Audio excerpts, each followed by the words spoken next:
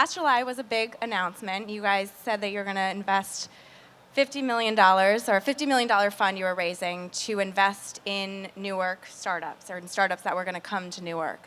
And you're also bringing high-speed public internet, which was a big thing. So 1 year later, almost 1 year later, how are things going? Things are going great. I mean, everything takes longer. My startup founder friends out there can attest to this. Always things take longer than you think, but we've done great.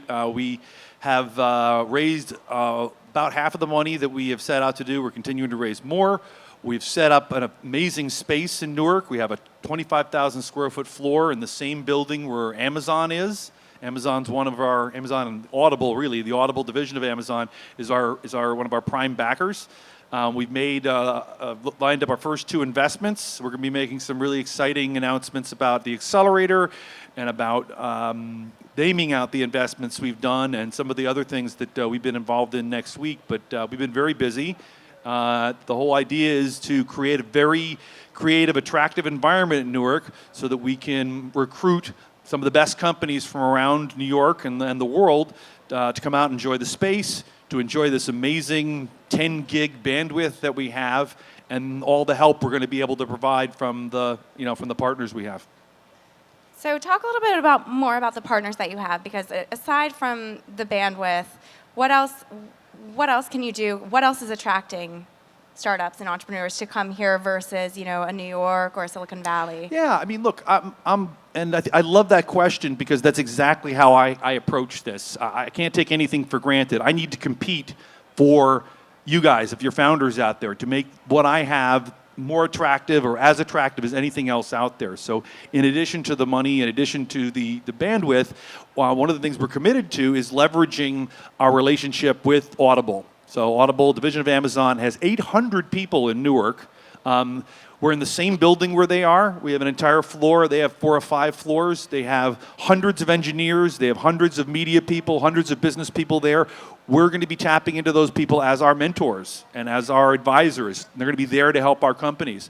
We're going to be there to help our companies find their first set of clients, to get the distribution partnership. It's going to be about being as value added as we possibly can by leveraging those other LPs. In addition to Amazon, Prudential Corporation, who's also a sponsor here tonight, is one of our backers, as is a number of other corporations, and a really interesting group of individuals as well. We have a guy named David Blitzer, who's an owner of the Devils, right, and also a private equity guy. We have someone from Lazard. So people from finance, people from, you saw politicians out there backing us. We put together really an eclectic group here to try and do something special in Newark.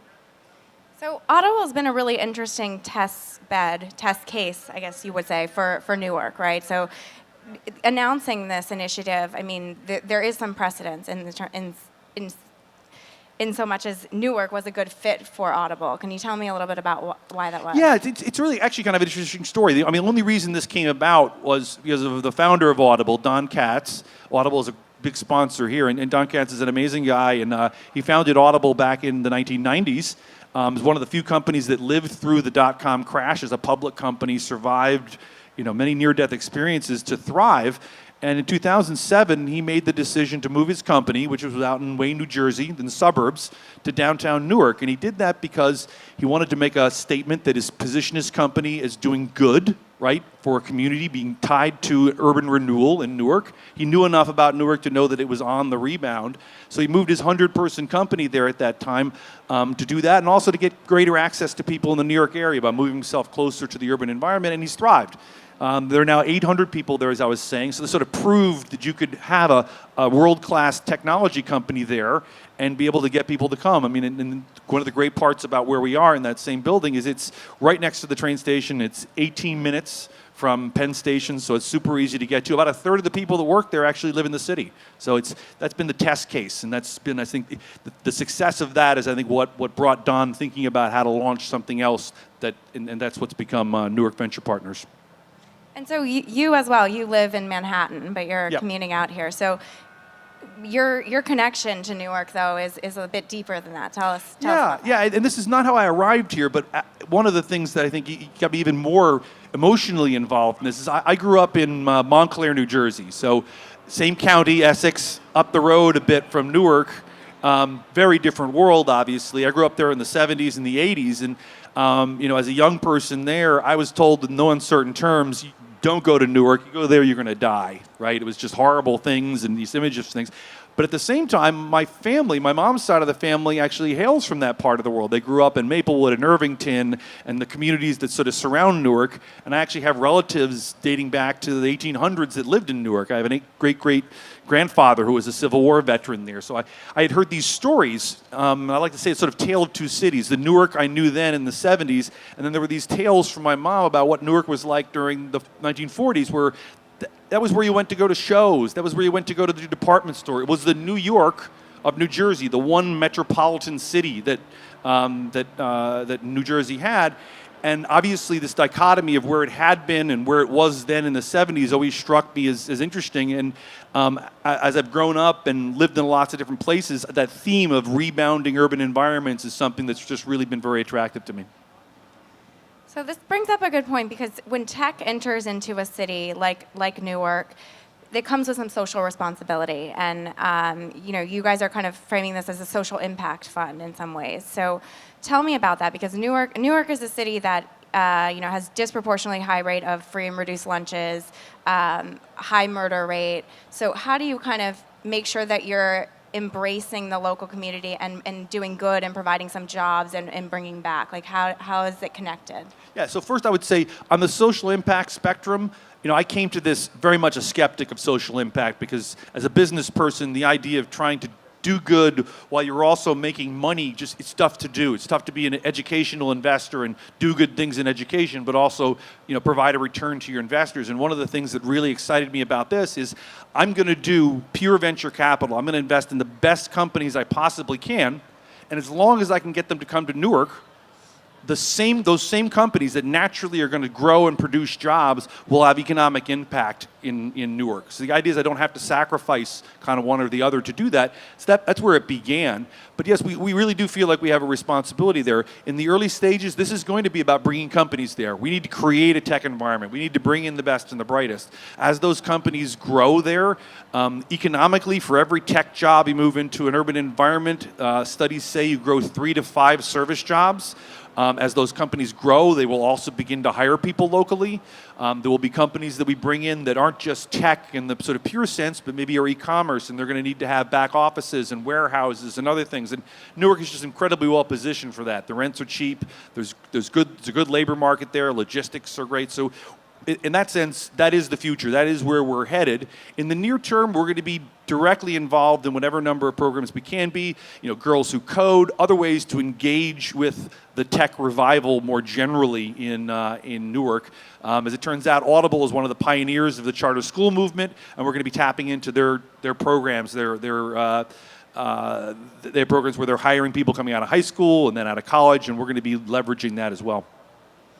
So when we spoke last year around the launch time, you had said that you wanted to invest in companies that were going to become like the next Ubers of the world.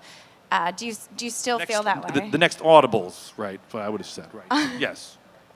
Okay. And so far you've invested in 2 companies. Can you tell us anything about those companies? Yeah, so I will. I'm not going to say too much because we're going to be doing a big announcement next week and naming the companies. So just in terms of breadth, we are looking at, any kind of a technology-driven company that can prototype quickly, can show traction. A lot of that will tend to be software companies, but it can also be device, again, things that are capital efficient that you can put small investments in, prototype them, see that there's traction. That's the profile of what can be kind of venture backable that we're looking at. So that could be B2B SaaS company, B2C marketplaces, lots of different things. We want to pick companies that could benefit from what we have to offer. So if you can use bandwidth, and we've got 10 gigs, that's great. If Amazon can help you, that's great. So that's our general screen, but we're opportunistic. So the first company that we've lined up for investment, I'm not going to say the name, but they do really cool product. It's industrial wearables. So we hear all about wearables, things that people are going to put on that are internet connected. This is an exoskeleton that someone who works in a warehouse puts on.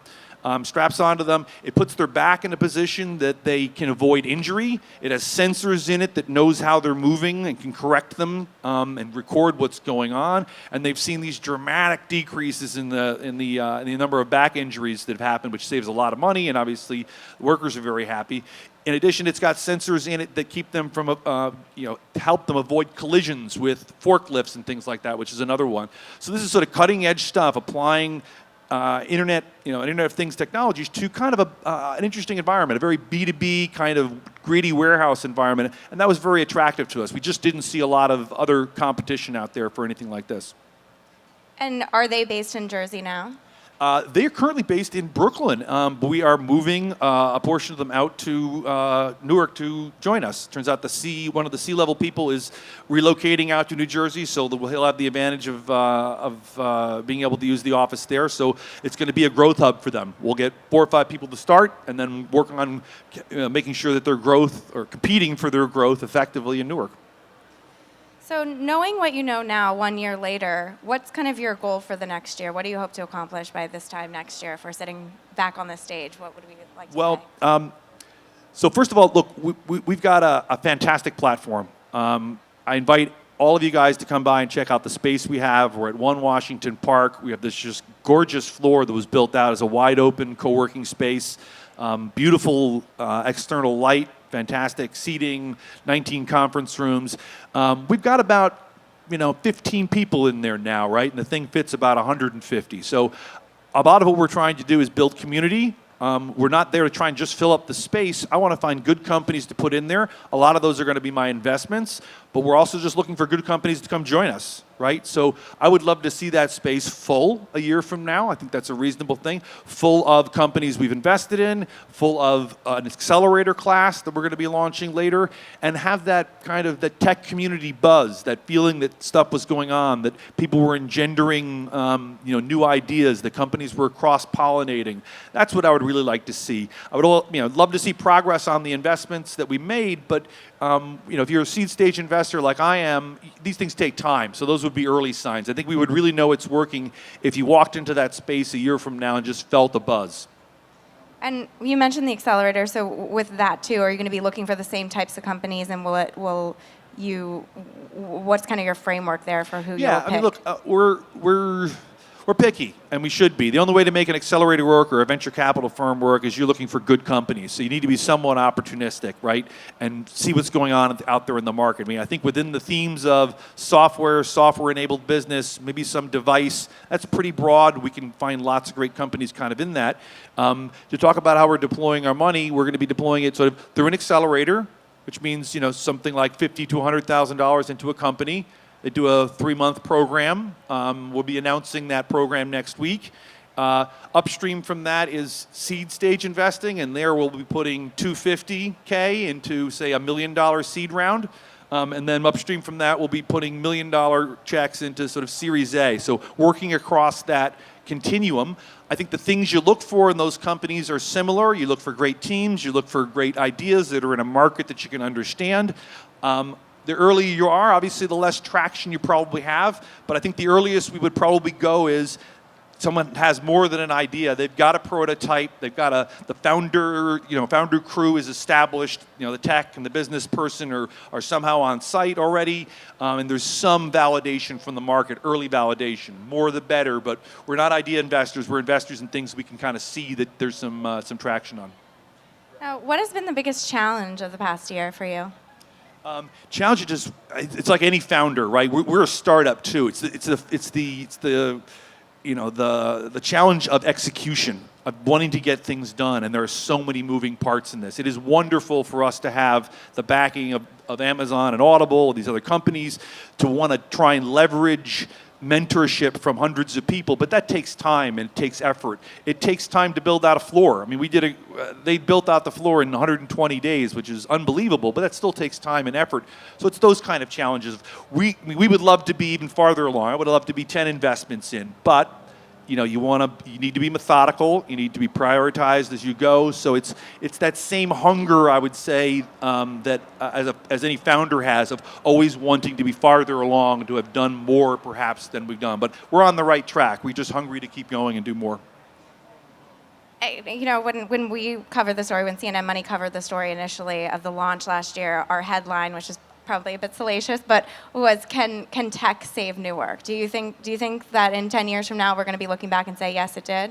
Yeah, I mean, I'm not one to kind of hang my hat on those kind of those statements, but I mean, first of all, if you want to focus in on urban renewal and just growth in the United States, if you look at the stats, the only place that things are growing in the United States is small business, and the only place that's seeing sort of real growth in small business is technology. So if you're not going to link growth and trying to create jobs to technology in some way, and smaller company technology that's going to grow, you don't have a chance. So it is the play that you need to do. And we hope we have put in place, and we believe we have, a lot of the pieces to try and build that starting point there. I'm only responsible for one piece of it. Newark Venture Partners is a piece of a much larger set of things that are going on in Newark. But the good news is there is a lot going on there, right? The downtown area that we are in, I mean, you mentioned crime problems. The downtown area we're in doesn't have crime. We looked it up. There was one or two incidents in the last year. If you go to any place in Manhattan, you're going to find 10 times that. So we're in a completely safe environment where we are there. There's a lot of development going on. There's a Whole Foods going in down the street from us, condos being built. So we're riding a bit of a momentum. So I think it's not just about technology, but I think we're going to be a part of that. And I think one of the things you'll see that'll be a mark of things turning in Newark is more people living there. Not just working there, but living there as these condos come online and other things. And we'll be looking to have our people live there as well when that becomes available. Great. Well, we're running out of time, so we'll encourage you guys to stay tuned next week. You have some exciting news coming up, so keep an ear out for that. And thank you for joining me, Tom. Yeah, well, thank you. And I look forward to seeing you guys in Newark. Thank you.